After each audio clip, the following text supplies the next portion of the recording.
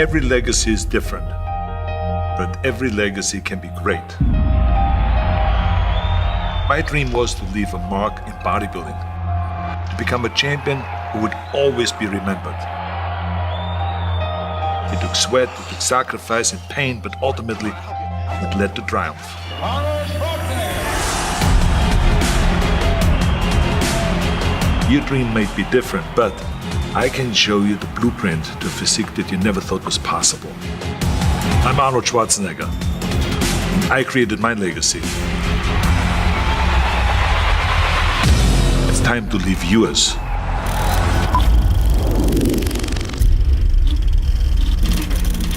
The biggest name in competitive bodybuilding is Arnold Schwarzenegger, the current and defending champion of Mr. Olympia. 28 years old, 6'2", 240 pounds, Arnold has held the title for the past 5 consecutive years, in addition to being Mr. Universe 5 times for the world. The most important thing is that you have a vision, that you have a goal.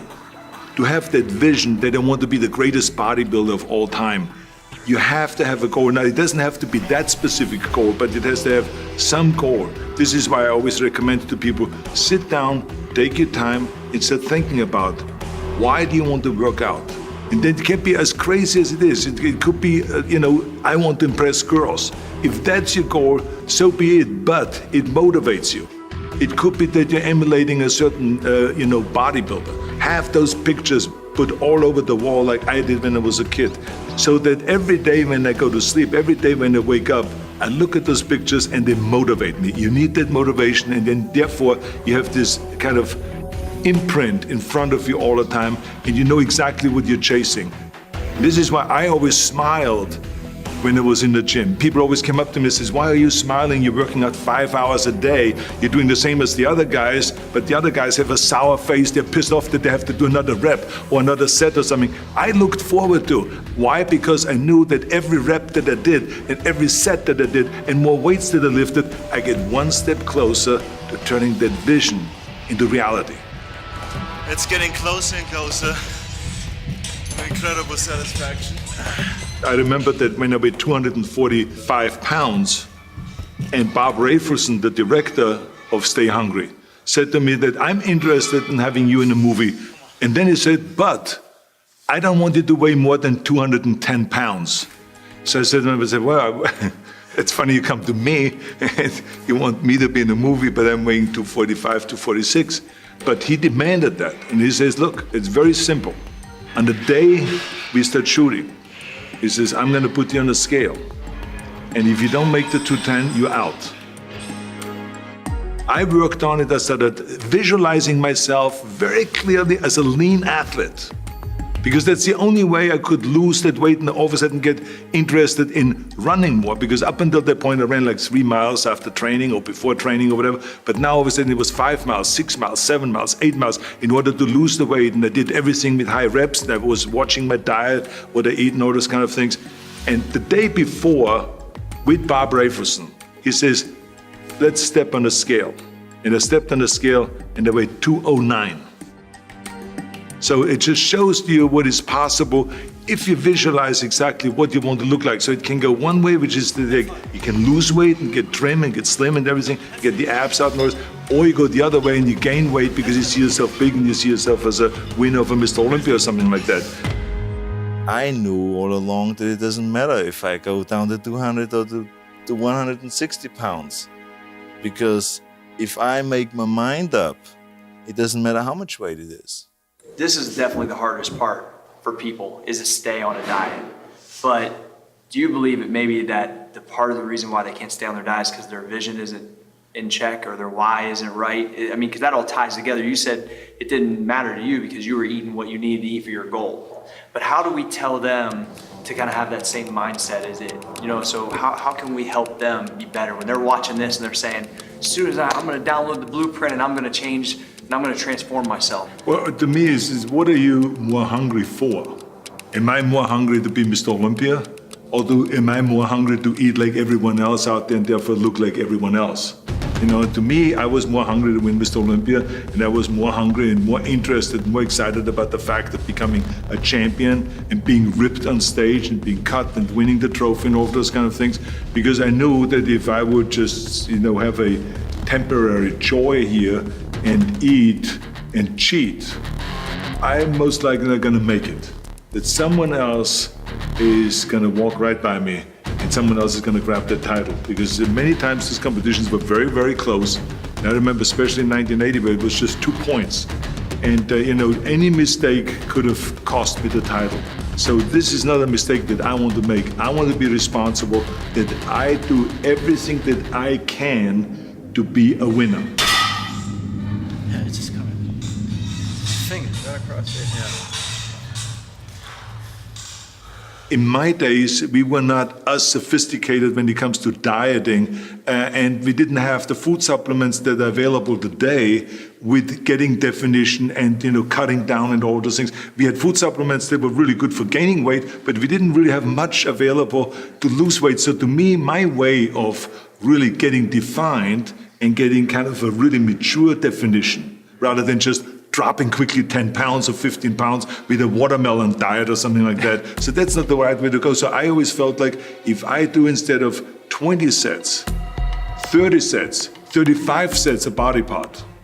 So I went all out, especially before competition when I wanted to cut down. It was to pile on as many sets as possible. So yes, you were tired, but so what? I never felt sorry for myself. Let me tell you that it all paid off.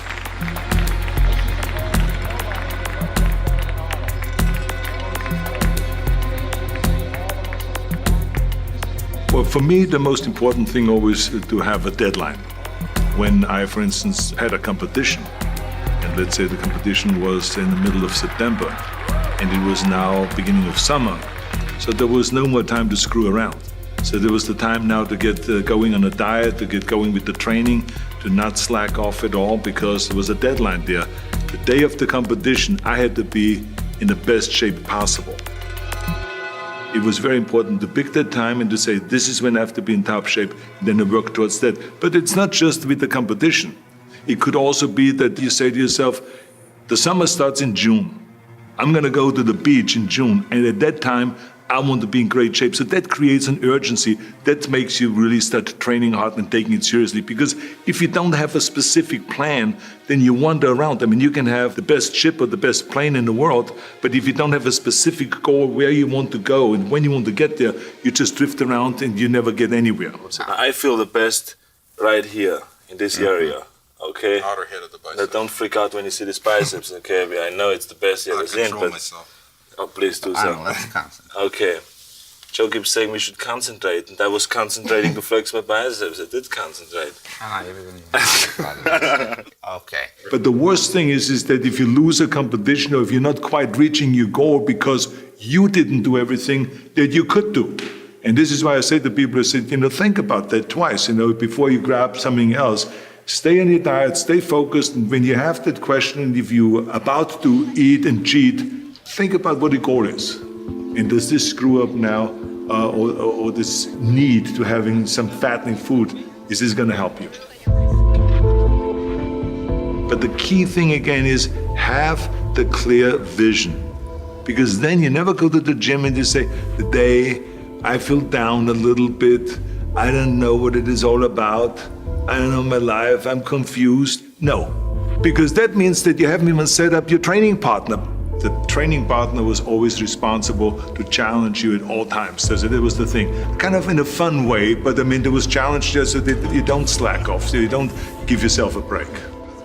Franco Colombo, who was my training partner, was responsible if I just blinked, that he said, well, let's pump up the day. The day I challenge you to a bench press competition. Let's see if you can beat a 180-pound little guy. Let's see, and he would know how to push the buttons because that's what the responsibility of a training partner is. So whenever people say, how can you be successful in bodybuilding or in lifting or in sports or in this, that, I always believe 100% in a training partner. We had a habit of after we trained at Gold's Gym that we would go and all go and have lunch together. but we would watch each other. Yes, people would have steak and a hamburger patty and all this, but if someone had the bread with a hamburger patty, we would bust them right then and there. So we were helping each other. Again, this is the responsibility, I think, of a training partner, that you help each other, even though you may compete against each other. You're known for being one of the most intense individuals in the gym. Did that fire just click on when you walked in the gym every day, or did it take a few sets to get to that point, or were you ready to rock as soon as you walked in the door? Because I was so enthusiastic about achieving my vision and winning one championship after the next, there was always excitement and enthusiasm there. So when I went into the gym, I put my gym bag down and I immediately attacked the weights. Right away, warm-up set, then the next weight up, boom, boom, all the way to the top until you just can't do it. And supersetting, everything was always supersetting, and 3 pumped sets and 4 sets in a row, 5 sets in a row. So it changed them what exercise we did. One of the things that you made popular was the supersets and tri-setting, and surprisingly enough, there's a lot of kids in the gym nowadays that don't even do those things. So what makes the difference in the workout when you add those variables? I mean, it makes the pump completely different, correct? Well, it makes the pump completely different, but it also the muscle responds differently if you do a pushing exercise and a pulling exercise. Let's say, for instance, with bench press and with chin-ups. So it worked much better when we did a set of bench press, and immediately after that went to the chin-up bar and did a set of chin-ups. You get more definition and muscle separation by doing that. So it really worked well. And sometimes we even not just did a superset, but we did 3-4 sets. Because remember, the body doesn't really respond to the same thing over and over. Right? You got to always give it the extra punch. So I think supersets and triple sets and quadruple sets and all of those kind of things create that kind of extra fire in the muscle. Talk about when somebody's training, what should they be thinking about when they're working that muscle, how they should be squeezing, and should they be paying more attention than they probably are? I think the biggest mistake is that you go to the gym and you go through the motion, but you don't really have your mind inside the muscle. So when you do a bicep curl, I can't just stand there like this. Yeah, you can. I've seen the guys training with me also 4 hours a day, 5 hours a day. But they look like shit. And why did they look like shit? Is because they didn't concentrate. They did the same exercise, but they stood like this and then they looked sideways, kind of like they were bored. Because they didn't even know why they were training, that they were not inside the bicep. I tell you, you got to be inside the muscle. So this is the difference. So this is why when I see guys texting, they're not serious. This is Mickey Mouse stuff, you know? You train or you don't. You know, it's like in Germany we say, wenn schon, denn schon. If you do something, then do it. Go all out.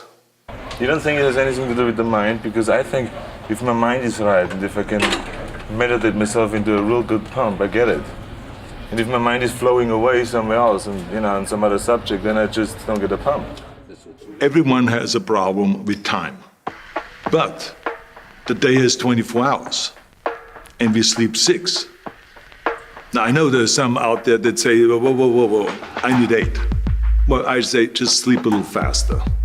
Because the bottom line is we have 24 hours are available, 6 hours of sleep, so you have 18 hours now available to your work, your family, your hobbies, and also to learn something new. Or you say, I'm gonna go and reshape my body. So you're gonna go and take this hour out of your schedule and say, I'm gonna train an hour every day. So this is, for most people, a huge challenge, but it is totally doable, I can tell them, because the kind of things that I did when I came to this country, I mean, I went to school, I was working in construction, I was working out my 5 hours a day, I was taking acting classes from 8 o'clock at night to 12 midnight, I was doing all of those things. I wanted to make sure that I don't waste 1 single hour. Don't give me this thing, I have a difficult time with the time and I don't have time for this and I don't have that. You have time, you make the time. When the President of the United States has time to work out, when the Pope has time to work out, then you have time to work out. The goal is to have a perfect body, a perfect developed body. You have to go on forever. Move to my house and you'll see one. You have to go on forever.